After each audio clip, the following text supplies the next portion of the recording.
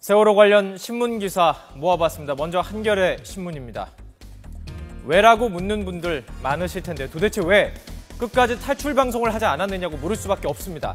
신문은 이렇게 되묻고 있습니다. 구조선 한 척만이 온다는 것을 이 사실을 알았던 선원들이 자신들만을 살리기 위해서 일부러 하지 않은 것 아니냐고 말입니다. 정리를 좀 해봤습니다. 진도 VTS와의 교신을 보면 탈출이 불가능하다면서 해경이 오는 시간만 계속해서 묻고 있습니다. 관제센터가 곧 도착하니까 안내방송을 하라고 이야기하자 방송도 불가한 상태라고 말합니다. 하지만 거짓말이었습니다. 당시 마이크만 켜면 방송은 가능했습니다. 탈출을 판단하라는 요구에도 탈출하면 구조는 될 수 있냐고 묻기만 합니다. 그런데 도대체 누가 구조된다는 물음이었을까요? 이 교신 내용에는 어디에도 승객 구조라는 단어는 없었습니다. 그렇게 선원들만 무전기로 연락을 해서 해경이 도착하자 이렇게 빠르게 올라탔습니다. 당시 승객들은 배 안에서 안내방송만 기다리고 있었으며 진도 VTS는 13차례나 연락을 취했지만 선원이 모두 떠난 세월호의 응답은 없었습니다. 신문은 옷을 갈아입을 의도는 또 무엇이었냐고 묻고 있습니다. 선원들은 상황이 급박했다고 진술했습니다. 네, 바빴던 것은 사실인 것 같습니다. 바쁘게 사복으로 갈아입어야 했고요. 자신들이 타고 갈 밧줄도 연결해야 했으니까요. 경향신문은 또 다른 의혹을 제기합니다. 선장이 사고 직전에 휴대전화 게임을 하고 있었다라는 것입니다. 검경합동수사본부에서 선원들이 진술을 확보했다는 내용입니다.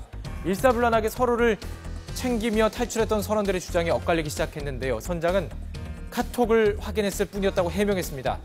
선장의 맹골수로를 지나는 배에 키를 3등 항해사에게 맡기고 핸드폰을 들여다보고 있었다는 사실은 어쨌든 입증이 된 셈이군요. 또한 증축으로 복원력을 잃었다는 주장도 선원들로부터 나오고 있습니다. 그렇다면 이런 과실을 처음부터 수사했어야 할 해경은 과연 뭘 하고 있었을까요? 조선일보입니다.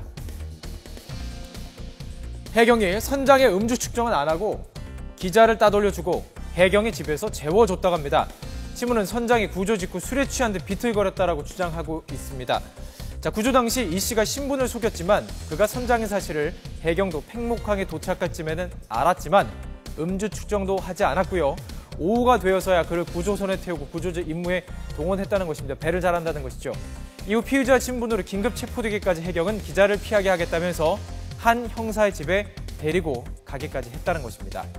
신문은 해경이 할 일은 안 하고 편의만 제공한 셈이라며 초동 수사의 문제점을 지적했습니다.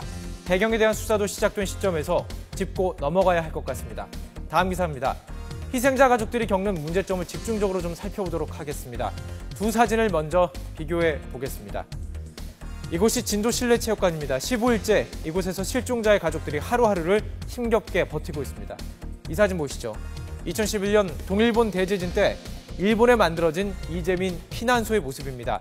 피난소지만 사적인 공간을 이렇게 만들었습니다. 건축계 노벨상으로 불리는 프리츠커상을 받은 일본 건축가가 디자인한 공간이라고 합니다. 차이점이 확연히 보이시죠?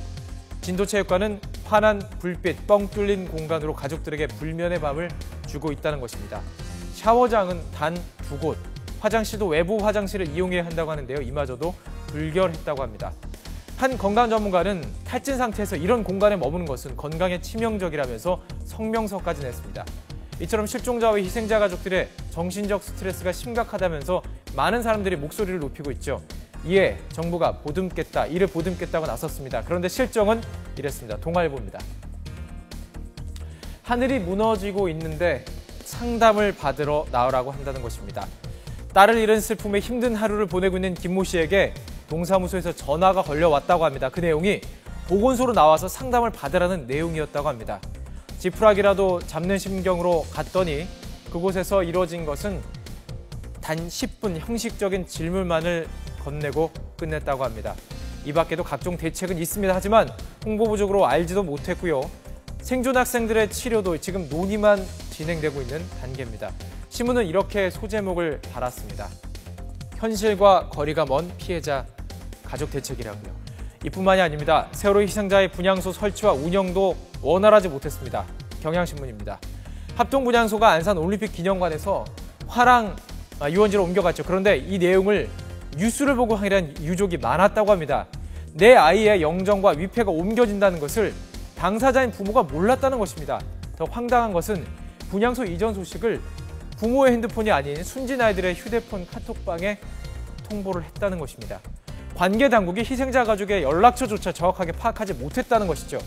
또 합동분향소 설치 과정도 혼선의 연속이었습니다. 경기도 아동에 7천여만 원을 들여서 합동 유골 임시 안치소를 준비를 했지만 이미 봉안된 유해를 옮길 이유가 없겠죠. 유가족들의 반대로 써보지도 못했습니다. 또 경기도와 경기도교육청과 안산시가 합동분향소 운영과 설치를 놓고 마찰을 빚어서 1억 5천만 원이나 들인 분향소가 6일 만에 운영이 중단됐습니다. 안산시에서는 사실 처음부터 이 체육관은 공간이 비좁다며 화랑유원지를 요구했었다고 합니다. 이를 경기교육청이 받아들이지 않은 것이죠. 오늘 생존 학생 70여 명이 퇴원을 합니다. 과연 이들을 치료하고 보호할 당국은 정해졌는지, 또한 이번에는 도대체 어떻게 움직일지 관심을 가지고 지켜봐야 할 것 같습니다. 지금까지 오늘 신문이었습니다.